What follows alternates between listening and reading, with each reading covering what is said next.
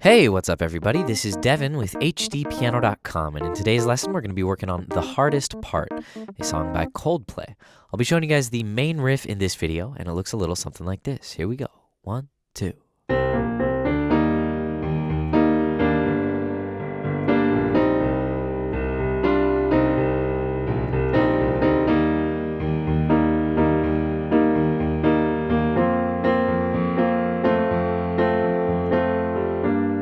And then we are into the first verse. So that's what we're going to get through in this video.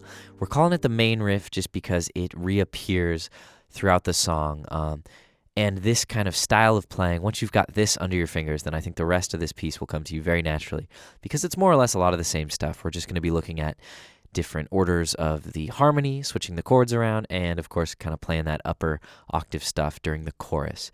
So that's all in the other videos, which are going to be featured over at HDpiano.com. So I hope to see you there after this. All right, well, before I dive in, got to ask a question. So my question for you guys, what do you think is the hardest part about learning piano? Comment below with your answer. All right, well, we are in the key of G minor, aka B flat, right? G minor and B flat are the relative minor and major. So we're going to go between G minor, E flat is the 4 chord, and B flat as the 1 chord. Those are kind of our mainstays in this piece. So I'm going to be teaching you these chords to begin with, just so you can get familiar with where your hands are going to be on the piano. Then we'll work on the rhythm, and then we'll work on the form and the arrangement. All right? So our first chord of the main riff is E flat major. So we have a low E flat in our left hand, and in our right hand we have G, B flat, and E flat. Okay, so we have that for a measure, and then our next measure we have G minor, and this is just a basic root position triad in the right hand.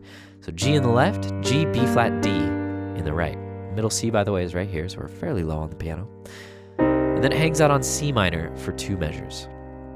So C in the left, naturally, and G, C, and E flat in the right hand.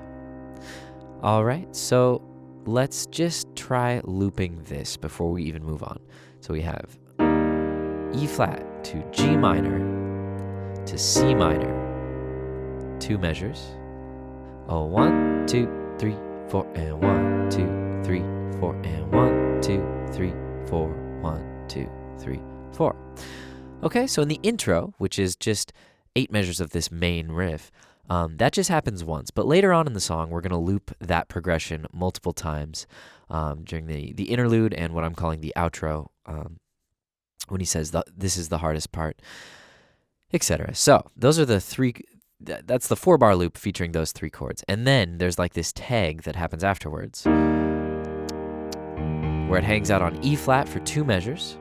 All right, so we know this chord already, and then it hangs out on F sus for 1 measure, and then it resolves to F major for 1 measure. Okay, so again, that second half, 1, 2, 3, 4, 1, 2, 3, 4 to F sus and to F. All right, so F sus is B flat, C, and F in the right. And to get to F major, we just change that B flat to an A natural. And that becomes the major 3rd instead of the 4th. All right, so let's see if we can make it through the entire 8 measures of the intro and just playing the chords, all right? So starting on E flat, 1, 2, 3, 4. To G minor, and now C minor, 2 measures, 1, 2, back to E flat, hold it, 1, 2, 3, to F sus, to F. Okay? So if you've got those chords feeling good under your fingers, then it shouldn't be too tough to add rhythm. But you definitely want to stop here and make sure that you're familiar with the chords, because we're just going to be building on that. That's our foundation. And now it's time to add a little motion into the part. Excuse me. Sorry, my throat's a little raspy today. So let's start by learning our little intro lick here. We start on C, and it comes in on beat 3, and it's steady 8th notes. So we have C in the left and right. We're just doing octaves, 2 octaves apart. C, B flat, C, D. 3 and 4, and boom, we're into E flat major. Now, I'm going to keep the right hand just holding whole notes, and I'm going to show you a bit of what the bass, the left hand is doing. It's copying what we hear on the record coming from the bassist, okay? So check it out.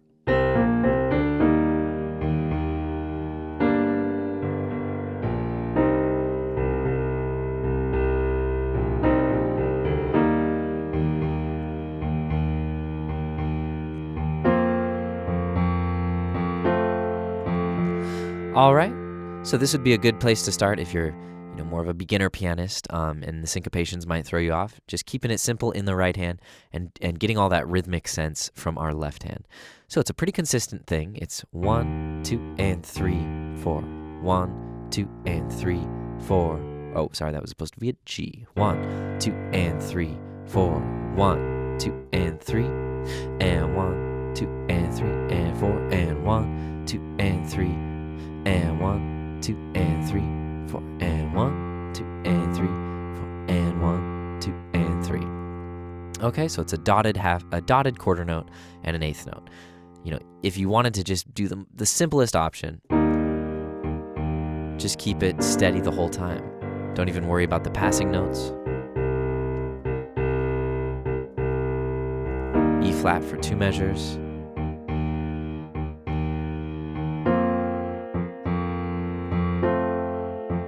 So I'm trying to show you the steps, and we're just slowly working towards, having a full grasp of this piece. All right, so I think it's time we add a little syncopation into the right hand.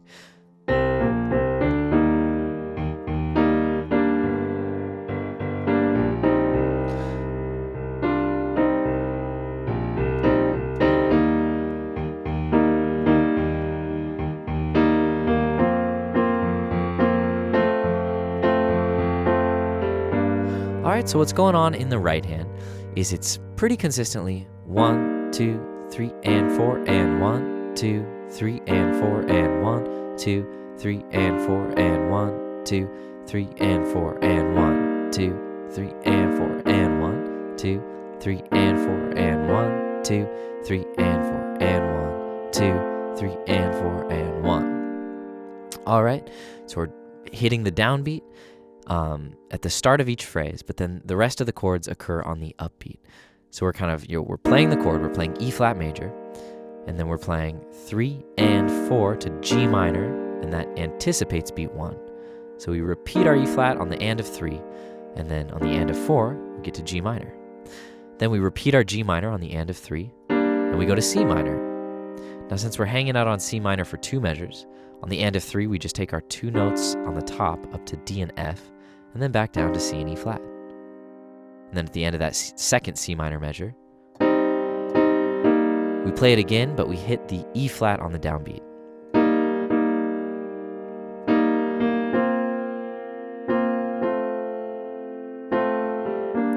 All right, so we're always kind of preceding the next measure with an upbeat. Now let's add the left hand.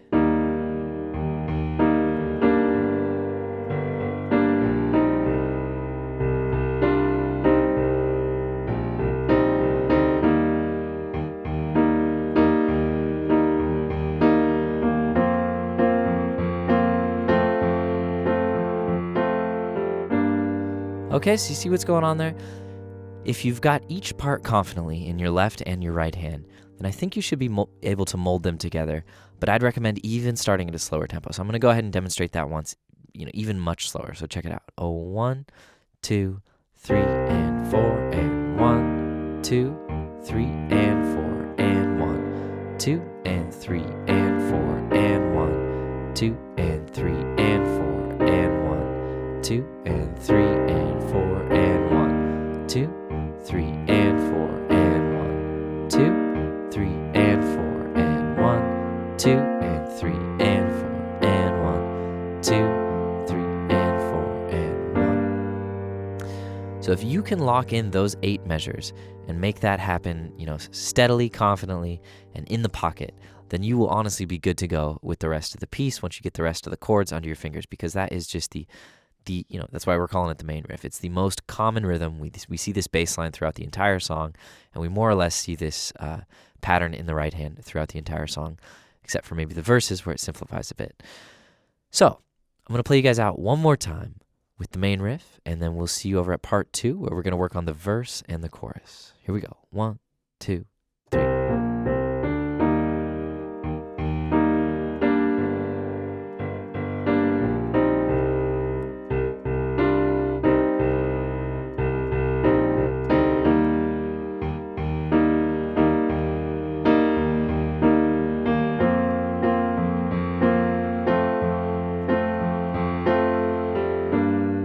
All right, that's all we got in store for you in this video. My name is Devin with HDpiano.com.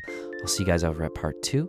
But while I have you here, if you wouldn't mind liking and subscribing here on YouTube and perhaps following us on Facebook, Instagram, and Twitter, that way you can stay in the know about all of our upcoming tutorials. All right, guys, we'll see you soon.